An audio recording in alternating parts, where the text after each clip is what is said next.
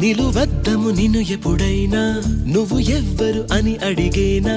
ఆ చిత్రమే గమనిస్తున్నా కొత్తగా నువ్వు విన్నది నీ పేరైనా నిన్ను కాదని అనిపించేనా ఆ సంగతి కనిపెడుతున్నా వింతగా నీ కన్నుల మెరిసే రూపం నాదేనా అనుకుంటున్నా నీ తేనెల పెదవులు పలికే తీయదనం